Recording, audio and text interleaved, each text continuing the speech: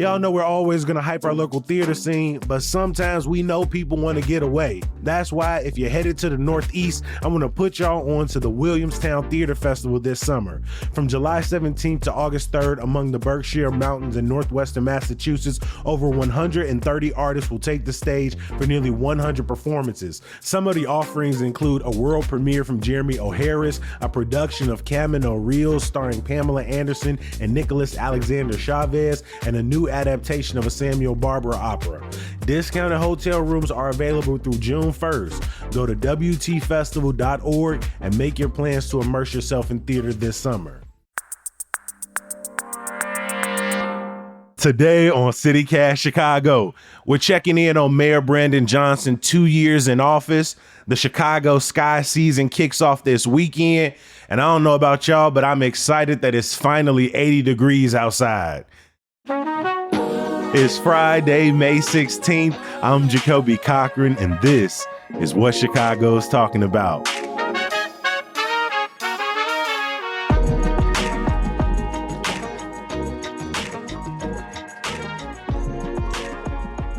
I'm joined by our friends from Block Club Chicago, Rachel Hinton. Rachel, welcome back to CityCast Chicago. Hey, thanks so much for having me.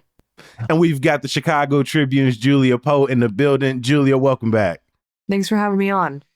Hey, before we get into our stories, kind of looking back on some big stories from the week, we are about halfway through May, y'all. So I just want to check in with y'all. How are y'all feeling so far? We not halfway through the year just yet, but we slowly creeping up on it. Rachel, how you feeling about 2025 thus far as the weather's starting to turn?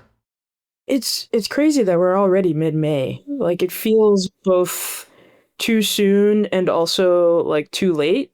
For various reasons, it feels like we should be further along in this year. It just feels like every day is like multiple weeks of news, a lot of stuff going on.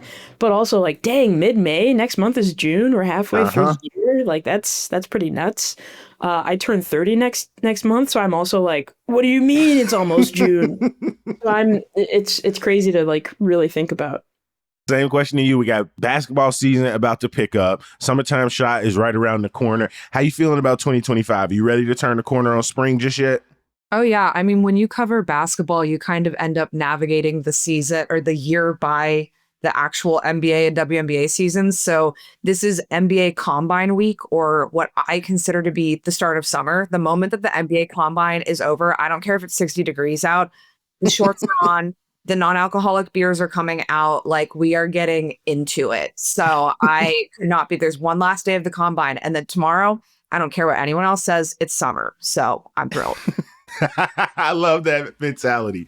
Well, we're going to kick things off talking about Mayor Brandon Johnson. He has been granting a lot of interviews around town lately, which means we must be at a milestone, and that we are 2 years into Mayor Brandon Johnson's first term as mayor. There have been some highlights. There have been some lowlights. There's been a little drama along the way. And Rachel, I want to bring you in here because, you know, the mayor is trying to defend his record amongst some really sour approval numbers. 2 years in, how are you feeling about this term thus far? I think it really shows that we have another 2 years. I'm not a sports person, but it's like halftime. What are you going to do to rally? What are you going to do to come back? It's like you're down in the first, like, you've lost a star player, you've lost a couple of star players because the mayor has had some personnel issues, which I'm sure we'll get into. What are you going to do? What's your plan? Like, what's the play? How many points is he down right now? If we're going to stick with sports, let's go with basketball. Like, if he's at halftime, is he up or down? I would say he's down. Okay. And the reason for that is while he tried to, talk about the reduction in crime, the reduction in homicides. Down 24% under his term. And then what he's also done to try to like help help facilitate the growth and construction of affordable housing. I think, some of the blunders, some of the mistakes, some of the personnel issues, et cetera, that were detailed in a number of stories this week lead to questions about like how well the mayor is doing. So there's been the like kind of high profile firings, both of, his former like spokesman, Ronnie Reese, Allison Arwady, the CPS superintendent, Pedro Martinez, delays in filling top positions, and, also the sister agencies like CTA, CHA, the handling of the arrival of migrants, using some of the COVID relief dollars, to care for migrants, to build those shelters, the anger that caused, especially among Black Chicagoans who have seen disinvestment for decades in their own communities, as well as, kind of broken relationships, among his like progressive base, or like his progressive, like not colleagues, but the progressive alders that he has to deal with in city council. Some of the allies that he came into office really hoping, and in some cases almost certain, that would be a part of his coalition to see his agenda through. Yeah, it's not been that easy. No, it hasn't. And I think at this point, the relationships are strained. I mean, you can read a bunch of stories, not even just the ones from this week, and you see people kind of taking shots at the mayor, people who are progressives who you would think would be voting for, like the bond deal that he wanted pushed through, or like the raise in property taxes, et cetera. And they question that. So I think those things make me think that he's down right now. We'll see if, he rebuilds those relationships. We'll see how he fills some of these like bigger positions. There's been reports that, he wants John Roberson. Roberson is the current COO, I believe, to take over at CTA in an interim position. He potentially wants Cristina Pacion-Zayas, his chief of staff, to run CPS. Both of those have gotten a lot of pushback and are now, continuing to debate and argument. So we'll see how those situations play out. We'll see if he taps those two people. But if he does, then like that means his inner circle continues to shrink. And so if your inner circle is shrinking and you're at halftime, like you're losing valuable players. Going back to sports, not the sports person. Let's hope I'm saying the right stuff. No, bro, you carried this analogy through. You lost star players. The game plan is breaking down. Some of the plays that they were working on, like all practice coming into this game, they didn't play out, right? Bring Chicago home, $100 million creative revenue source, did not come through in the ways that the mayor hoped. Like you talked about going into the second half without a permanent lead at CPS, CHA, and CTA, a number of positions throughout the administration. The newly elected hybrid school board right now is, I won't say split because I don't know where the numbers fall, but there are people who are vocal against the mayor's potential interim pick. There are some, like the school board president, who are like, my job is to see his agenda through. And that's causing some chasms. The mayor has kind of played a lot of this personnel as, I try to be, not only democratic, but I tried to bring in both allies. I tried to leave people in positions. And now I need to be cleaning house to bring in people who will see things through. Like, every mayor prior to him has, in some ways, whether they were vocal about it or not, taken the same approach to filling out critical positions. Why do you think where the mayor sits in regards to personnel, why do you think it has such a, in some ways, defeating look on this administration versus maybe some prior administrations who also changed out public health directors and public school leaders? I think it's because a lot of it has happened in the media. There's been too much time for these things to become a day 1, day 2, day 3, a week's worth of stories. Like I'm specifically thinking of CPS's Martinez. There's too much. If people can write editorials about it, if they can take the time to really think on what's going on and really begin to question, well, why is this happening and what's going on and what does that mean? I think that hurts the mayor's ability to make these decisions and to potentially change out Martinez for somebody else or whatever. And I think that, and also that it's happened now in multiple different roles, like all the debate, thinking about all the debate with then, head of CTA, Dorval Carter, people were really mad. And Alderman showed up as a ghost at city council because he wasn't showing up. The mayor didn't address whether or not he was going to get rid of Carter. I think even though he said, while running for office, guy basically has to like reapply for his job. He might get rid of him, he might not. And then once he gets into office, he doesn't really touch the subject anymore. Ultimately lets him step down after, almost 2 years of this criticism. Exactly. So I think those are kind of unforced errors. Like you as the mayor, or even like the people around you, they know where the pain points are. They know who's causing the negative attention for you. And if you allow that to continue to be like, to continue to fester in the media, people are going to know about it. People watch the resolution. They watch the start to end, these personnel decisions of these personnel matters. And then, when asked about, well, why did you finally get rid of this person? Or like, why did they finally like step down? Whatever. He says, I'm not going to talk about it because it's a personnel matter. I think none of that helps him. Rachel, one of the story you point to that very early in the mayor's term caused a lot of discord. And like you said, it wasn't just with residents and neighborhoods. It wasn't just with city council members or people in his administration who wanted to go in different ways, but it also led to an icier relationship between the mayor and the governor. And of course, I'm talking about the shelter system.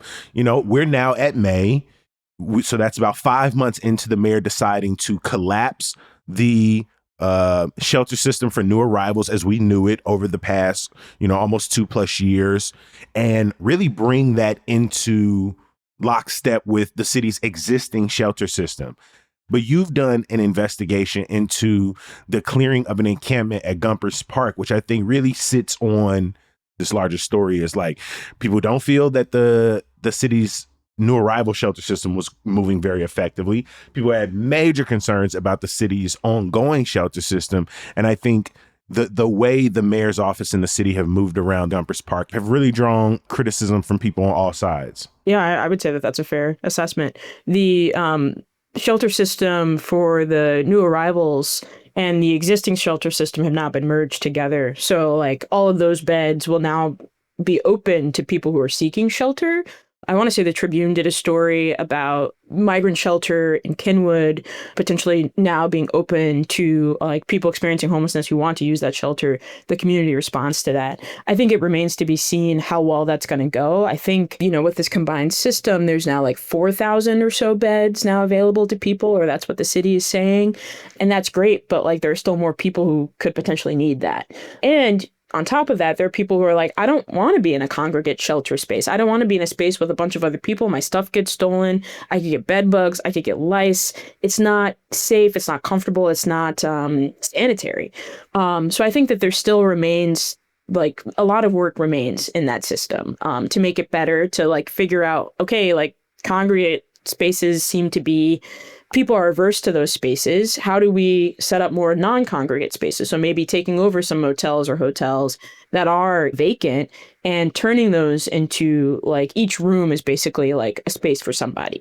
The city has started to do that with the Diplomat Motel, I want to say in the 40th ward, but there aren't enough of those spaces, which means that people who then are like forced out of Gompers Park are either moving across the street to a designated area or trying to figure out some other way, some other area where they can live. It goes without saying how the mayor moves and how effective he is and isn't on not only creating more infrastructure for affordable housing, how well he's able to beef up the city's shelter system. But I imagine over the next couple of months, more stories will come out about how successful or not the merging of these two systems are.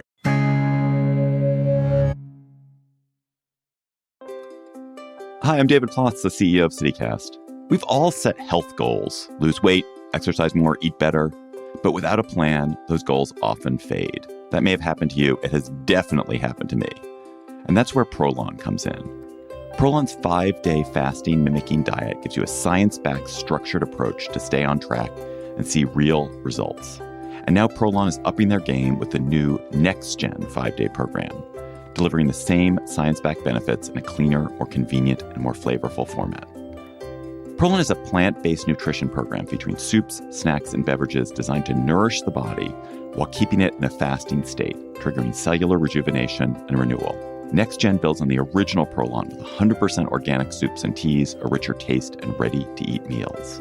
Developed over decades at USC's Longevity Institute and backed by top U.S. medical centers, Prolon has been shown to support biological age reduction, metabolic health, skin appearance, fat loss, and energy. I've been doing the 5-day program and I feel so much better. I really enjoy the tasty energy bars, the snacks and soups, and the fact that I can enjoy meals, even though the calorie count is super low. The flavors and textures are excellent.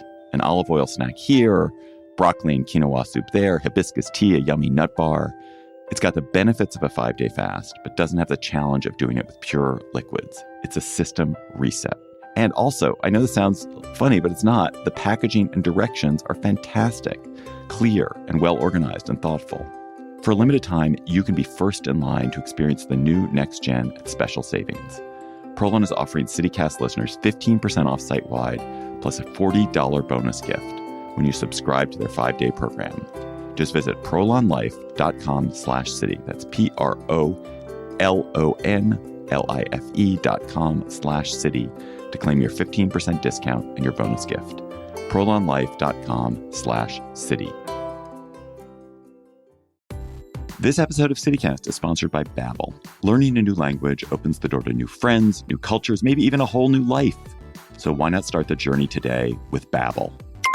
You can start speaking a new language with confidence thanks to Babbel's conversation-based technique. It quickly teaches you useful words and phrases about the things you actually talk about in the real world. There are more than a dozen languages available for you to learn at your own pace, with material tailored to your individual proficiency level, interests, and time availability. I'm David Plott, CEO of CityCast, and I've been learning Spanish with Babbel and brushing up a teeny bit on my French. But there's also Turkish, Swedish, Dutch, German, many more languages. Babbel's tips and tools for learning a new language are approachable and accessible. It's like having a private tutor in your pocket.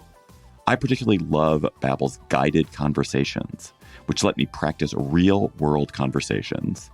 What to say at the doctor's office, how to leave a party, using speech recognition to make sure I'm getting the pronunciation right. Babbel's mobile app and website have real-time feedback, progress trackers, and clear visualizations. They're helping me improve my Spanish in only 10 minutes a day. So get talking with Babbel. I want you to learn another language, so I'm teaming up with Babbel to gift you 55% off subscriptions, but only for CityCast listeners at babbel.com/citycast. Get up to 55% off at babbel.com/citycast. Spelled BABBEL.com/citycast. Babbel.com/citycast. Rules and restrictions may apply. Julia, we have talked a lot over the last few months about what is the forthcoming fate of the Chicago Sky. Can you give us a quick breakdown of how the offseason went? Where should our expectations be?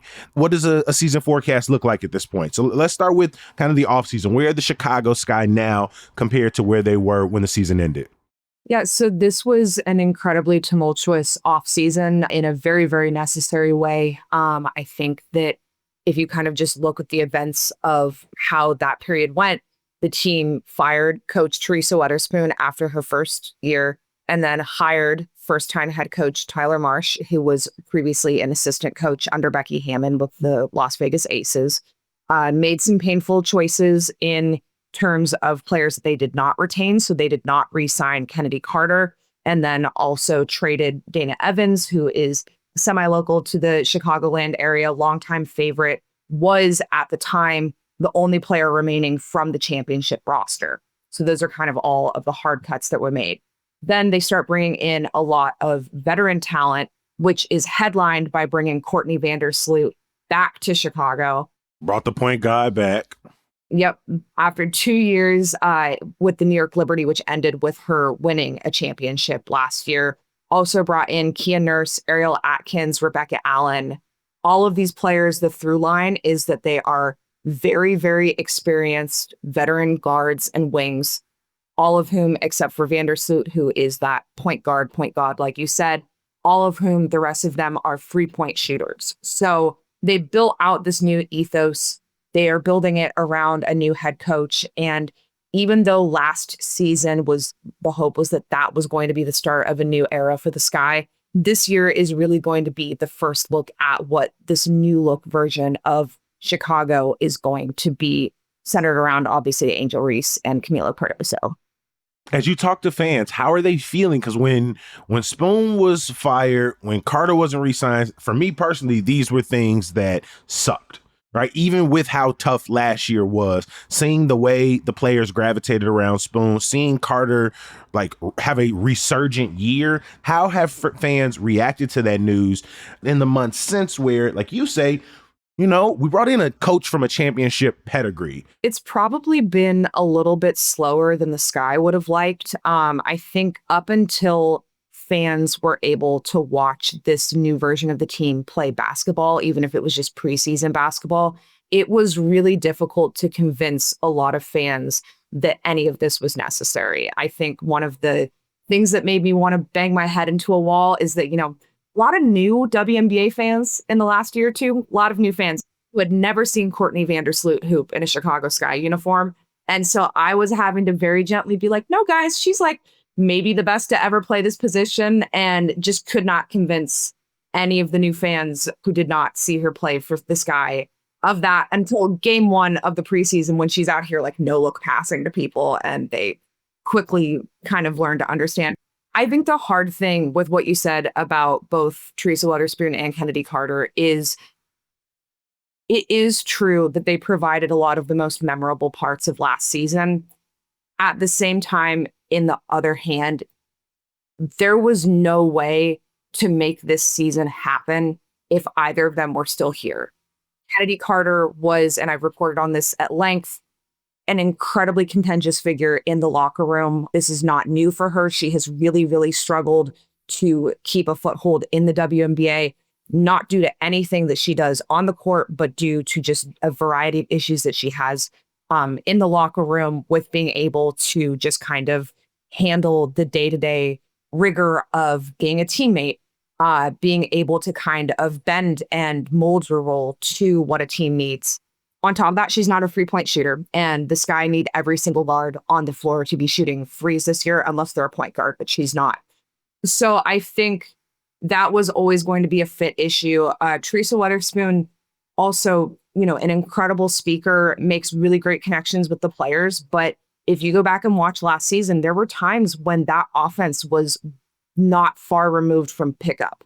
And I think that that is really difficult because you do want to see, we want to see more of these legends of the game get these coaching opportunities and be able to come back and have these successful, runs as coaches in the league. And when you're looking at that, and when you know that you've got players like Reese and Cardoso on these 3-year rookie contracts, you can't mess around with multiple years of those rookie contracts, or you get to year 3 and you have these players being like, I haven't developed, I'm not winning, I want to go somewhere else. So I think that's what they were having to really, really look at. And it was painful. I think some fans kind of checked out a little bit because of it. But I think if they're able to start putting together a more healthy, sustainable product as a result, I think that fans will come around the second that they can actually see that on the court. We are opening this season against the Indiana Fever, who also had a productive offseason, bringing in new players as they are trying to get in win now mode. You know, how is the style of play going to be different? What do you expect from this early season? I think that making the playoffs is an absolutely attainable goal for the Chicago Sky this year. If you look at the teams below them in terms of the expected lottery teams, it should not be too much of an ask for them to finish at least outside of the lottery, if not, multiple rungs up from the playoff cutoff line. I think there is kind of a stratification where you have some really strong teams this year.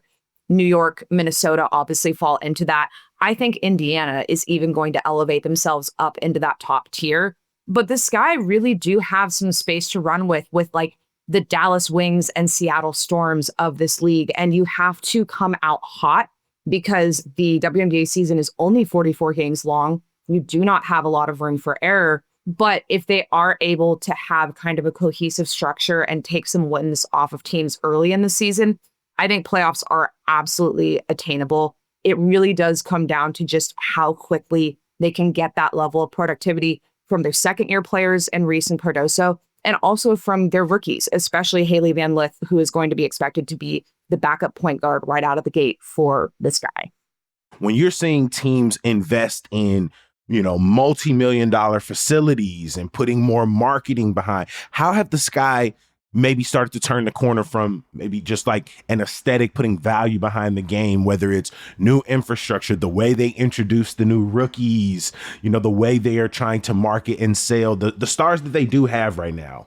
Definitely. I mean, the biggest investment that they are making is into this new training facility that they expect to be available for use starting next season. It has been delayed a little bit because they are adding some expansions, but they're hoping that will be open for business out in Beverett Park starting next season. And I think the big question for the Sky in the upcoming 10 years is, do you have the ability to beef up your ownership group so that you can compete, or are you going to hit a wall where you have to sell?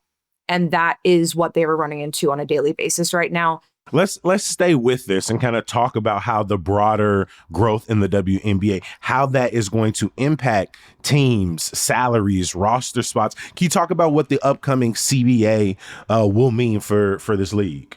Yeah. So if you are having any conversations about the WNBA this season, you are going to hear CBA repeated over and over and over again. Collective bargaining agreement.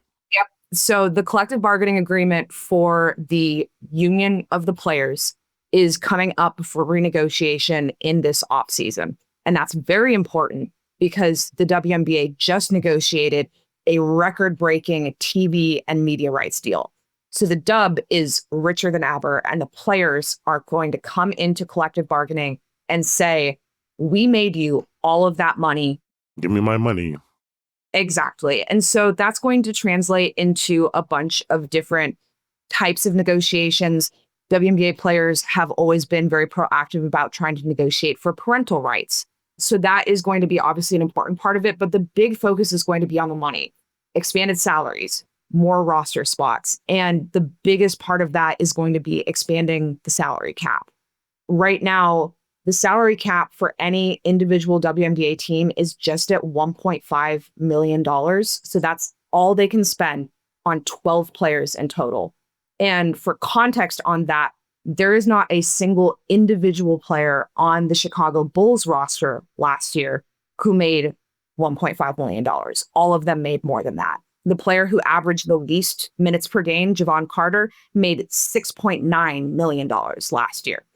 And that's just for context to understand what that money looks like. Like, there is not a single player in the NBA that does not earn that money with what they do. They make so much money for the NBA off of their media rights deals. But that is kind of the gap that we are looking at in terms of what teams are able to do right now, in terms of talent retention, in terms of women being able to make decisions where they don't have to play overseas in the offseason at sell-off. So as much as players can close that gap and try to start hitting that number where players can be making, $1 million for a season, that is going to be a huge goal for this team, for this union. Julia, I really appreciate you not only talking about what we can expect from the Sky on the court, but talking about how these big picture things like the future of the Sky ownership group, are they going to have the money or the willingness to pony up that money, but also talking about like what the next wave of the W looks like as more and more eyes, more and more money comes in. I will drop links to your fantastic reporting in our show notes. So if you are listening, please go follow Julia for all of your Sky coverage this season.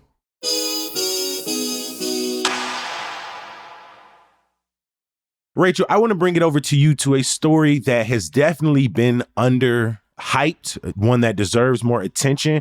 And it's not the first part, which is the growing number of Trump tariffs and the wreckage that they are causing on industries both at home and abroad. But specifically, you wanted to focus on how grocery stores that serve particular ethnic communities in the city, how they've been deeply impacted by these outlandish tariffs.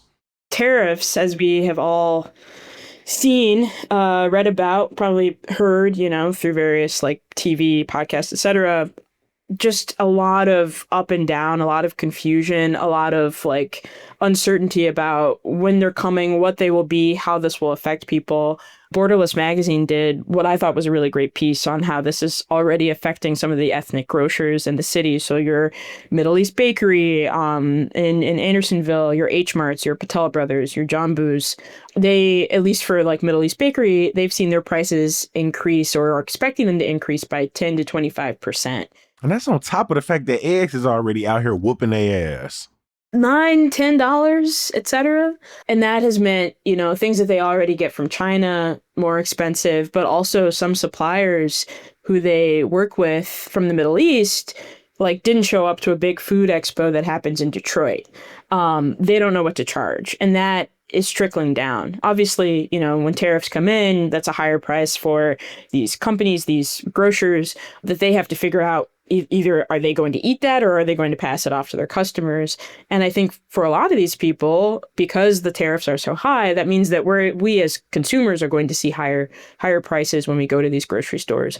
And I love all sorts of food. I love Indian food. I love like Middle Eastern food. I love Asian, foods. And so thinking about not only that, like, the prices that I see are going up, but also like what's going to happen to these grocers? They are big parts of their communities. And I think the uncertainty that the Borderless story, like, I think they did a really great job of like really showing you just how this uncertainty trickles down into every, system in our country. I think that like, it's just another crazy way of interacting with like this thing that seems like a big national story that maybe right now doesn't feel totally like it's affecting your life, except for eggs and, online shopping, whatever you might be doing. But it will, and it can. And even beyond these, ethnic grocers, other grocery stores are also seeing their prices go up. Your Jewels, your Mariano's, your, wherever you might be going, Whole Foods, if you're into that, Trader Joe's. So it's just, it continues kind of the drumbeat of like, hey, your prices are about to go up, get ready to pay more. Who knows what this will look like in another week or so? Maybe there will be no tariffs. Maybe it'll go down again. Maybe it'll go back up. There hasn't been, real consistency there over the last couple of weeks, but it's really having a terrible effect on people. Grocery prices were already 23% higher since 2021.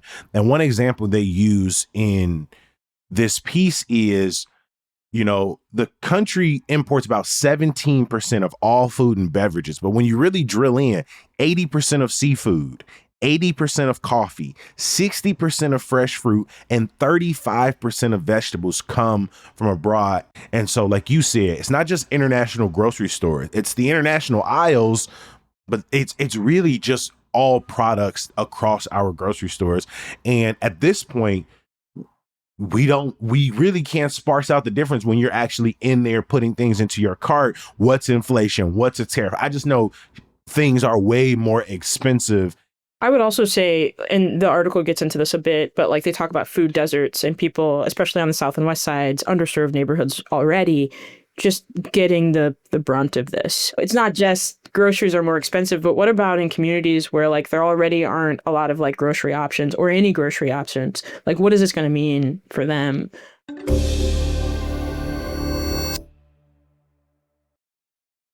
If you are new to CityCast Chicago, we end every single episode the same way, and that's with me begging you to bring your ass here back for the next episode. Whether you listen 5 days a week, you only listen on Friday, you listen on 2 times speed, however you choose to consume CityCast Chicago, we appreciate you, and we want to leave you with some good news.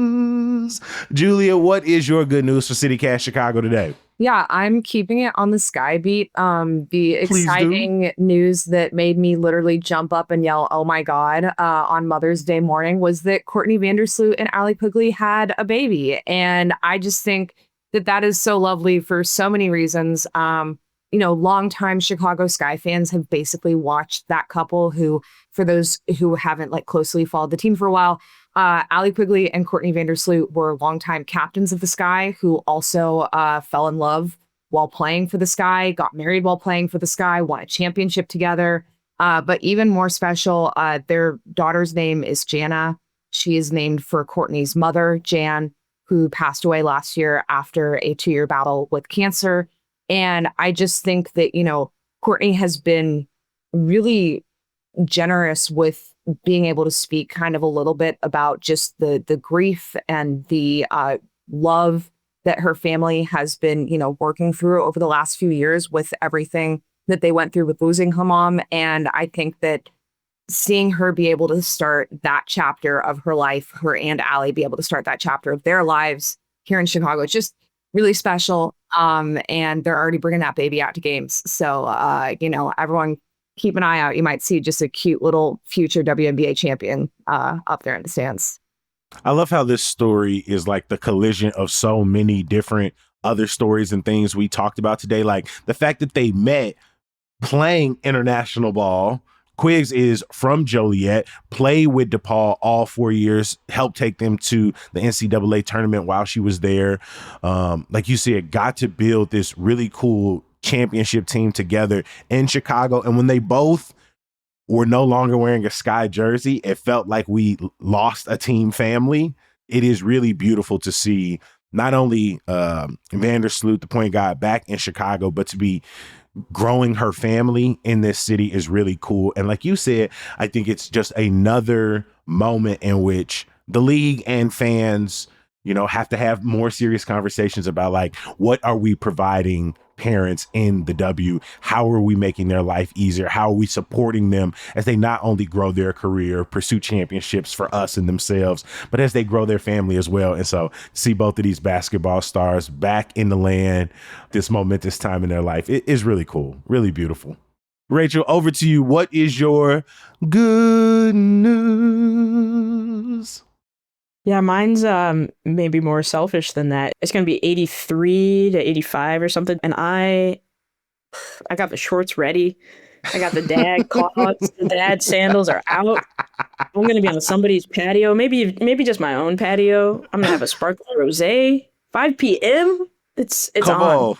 I'm really excited for that. Sorry to be like maybe dull or boring, but no, that's I put that in the intro for a reason. 80-degree days, 90-degree days, right? We ain't at the point where we're gonna start complaining that things are too hot. I might bring a blanket to the park, because it's gonna be cold, I think, next week. So this is short-lived again. But as soon as we get like a stretch of like nice days, that's when I'll be like, you want to go to the beach? You want to go to the park? Like, where are we walking to? What are we doing? But for right now, this is for me. This is me time. So I absolutely love that. Speaking of, if people are looking for some time outdoors or some me time, I'm going to round up our good news with a couple of events that were provided to me from our Hey Chicago newsletter editor, Emmy Mack. I want to start off with Mayfest, which for many is the festival that kicks off the summer in this city of ours. That's going to be running between today, 4 to 10, all the way through Sunday, 12 to 9, up on Armitage, Lincoln Park's Mayfest. There's so much to do up, y'all. They're going to have music, they're going to have food, they're going to have vendors. If you're looking for something a little more low key, but you also want to go out, see some local vendors, at Promontory and Hyde Park on Sunday from 11 a.m. to 3 is going to be Hyde Park Handmade. It's an artisan bazaar. It happens every single month, but local foods, local jewelry, local crafts. They're going to have food there as well. Again, that's from 11 to 3. And then if you missed yesterday's episode, remember Saturday is Vintage Store Day. Not only does Chicago have the Vintage Festival that's going on for the next few months, but we dropped a great episode yesterday with a bunch of places that you can check out this weekend, whether you're looking for clothes, whether you're looking for old records, old furniture. We got something for everybody. So like Rachel said, it's going to feel good outside. And if you can get out, I know I'm going to go try and enjoy the closing weekend of Bust at the Goodman and see my homie one last time before he take his ass back home.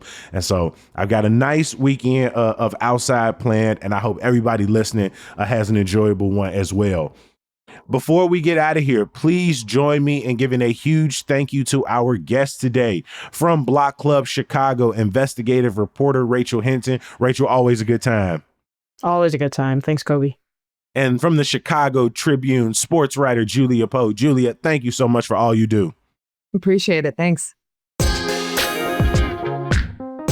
One more thing before we get out of here. Please bookmark our website, chicago.citycast.fm. Help me thank all of the people who make this podcast and newsletter possible, including executive producer Simone Alicea, producer Michelle Navarro, our Hey Chicago newsletter editor is Emmy Mack. Our roving producers this week from Francisco Kilgore and Elizabeth Kama. Our roving newsletter editor this week was Adrian Gonzalez. Our social media manager is Rick Homuth. The music we all love is from Sam Thousand, All the Kimonos, and Mark Greenberg from the Mayfair Workshop. Additional music this week from Abbas Pramji and Hip Color from Triple Scoop Music via Getty Images and House of Say, courtesy of epidemicsound.com. Hey, if you enjoy us, please share us with your friends and family. Be back here bright and early on Monday or whenever you listen to the podcast. I'll talk to you soon. Peace.